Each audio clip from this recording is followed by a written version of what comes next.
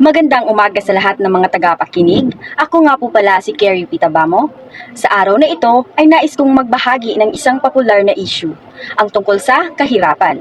Pag-uusapan natin kung ano ba ang kahirapan, kahulugan nito, mga sanhi, at mga maaaring solusyon sa pagtugon ng nasabing issue.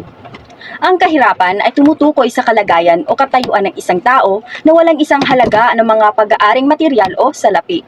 Ang absolutong kahirapan, ang kalagayan o katayuan ng hindi pagkakaroon ng paraan o pamamaraan upang makayanan o makapagdulot magkaroon ng payak o basikong mga pangangailangang pantao, katulad ng malinis na tubig o naiinom na tubig, nutrisyon, pangangalagang pangkalusugan, kasuotan at tirahan.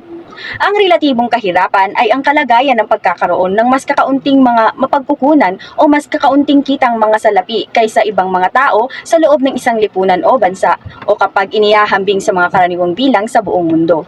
Ang supply ng mga pagkain na pangangailangan ay maaaring malimitahan ng mga limitasyon sa mga serbisyo ng pamahalaan gaya ng korupsyon, iligal na paglisan ng kapital, mga kondisyonalidad sa utang at sa pagkaubos ng utak ng mga profesional na pang-edukasyon at pangkalusugan.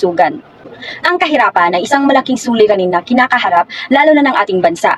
Maraming mamamayang Pilipino ang napapabilang sa antas ng kabuhayan kung saan salat sa mga pangangailangang pantao, kahit sa pinakaimportanteng pangangailangang pisikal tulad ng magkakain, malinis na inuming tubig, nutrisyon at maging sa tirahan.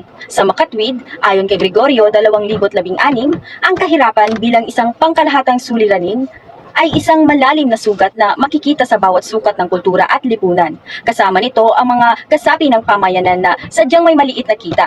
Kasama rin ang kakulangan ng mga serbisyo katulad ng edukasyon, pamilihan, pangangailangang pangkalusugan, kawalan ng kakayahan ng gumawa ng mga pagpapasya sa sarili, at ang kawalan ng malinis na tubig, kalinisan at kaayusan, maayos na kalye, transportasyon at komunikasyon. Ano-ano nga ba ang mga pangunahing dahilan kung bakit nasasadlak sa kahirapan ang marami sa ating mga kababayan, partikular na sa mga individual o pamilya? Una ay ang mababang antas ng edukasyon. Marami sa mga mahihirap nating kababayan ay mababa ang antas na pinag-aralan sa paaralan o hindi man lang nakaabot ng kolehiyo. Ito ay sa kadahilan ng walang sapat na perang pagtustos sa pag-aaral, o di kaya mas inuuna ang pagtatrabaho kaysa sa mag-aral, sapagkat walang maayos na ikabubuhay ang kanilang mga magulang. Sa panahon ngayon, halos lahat ng mga trabahong iniaalok sa mga classified ads sa dyaryo at internet ay nangangailangang makatapos ng college level o graduate ang isang aplikante. Kaya ang resulta, marami ang pilit nagtitiyaga sa mga trabahong hindi nakabubuhay ang sahod, gaya ng pagiging kargador sa palengke, pangangalakal ng basura, tricycle o pedicab driver, kasambahay, street sweeper at iba pa, upang makaraos sa araw-araw na gastusin ang kanilang sambahayan. Batay sa isinulat ni Leynes 2015, isa sa pinakamalaking problema ng mga tao na nakaranas ng kahirapan ay ang kakulangan sa edukasyon. Dahil sa kahirapan, hindi sila nakakatanggap ng sapat na kaalaman upang matulungan ang kanilang pamilya at maging matagumpay sa buhay.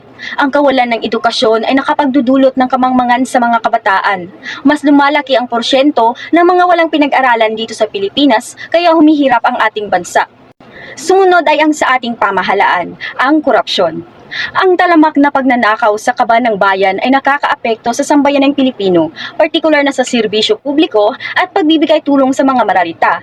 Bakit? Sa halip na napupunta sa tamang kaukulan ang kabuuan ng pondong nakalaan para sa mga proyekto na tutulong sanang maibsan ang lumalalang kahirapan, ibinubulsa ito ng mga tiwaling opisyal ng gobyerno para sa kanilang personal na interes.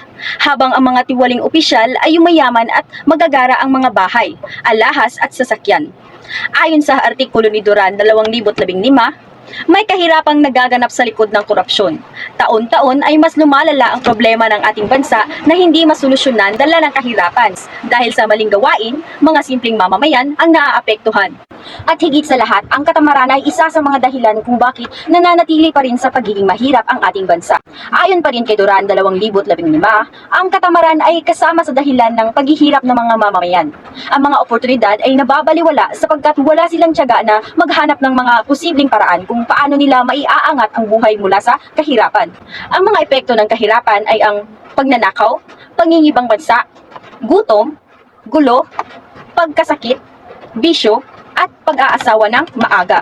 Ang kahirapan ay isang malawak na isyu na nangangailangan ng iba't ibang solusyon tulad ng pagpakabuti sa edukasyon sa pamamagitan ng akses sa di-kalidad na edukasyon at vocational training. Mahalaga rin ang pagsuporta sa negosyo sa pamamagitan ng microfinance at entrepreneurship programs. Dapat suportahan ang community development at magbigay ng social safety nets para sa mga nangangailangan. Ang pagsugpo sa korupsyon at pagsusulong ng transparensiya ay mahalaga, pati na rin ang pagtiyak ng makatarungang sahod at kaalaman sa mga karapatan ng manggagawa. Dapat ding payagan ang akses sa serbisyong pangkalusugan at nutrition programs. Ang sustainable development at renewable energy projects ay dapat isulong, habang ang mga biktima ng kahirapan ay dapat bigyan ng psychosocial support at legal aid. Sa pangkalahatan, ang sama-samang pagkilos mula sa gobyerno, komunidad at mga individual ay susi upang makamit ang mas makatarungan at mas masagana na lipunan. Maraming salamat sa pagkikinig. Muli, magandang araw sa lahat.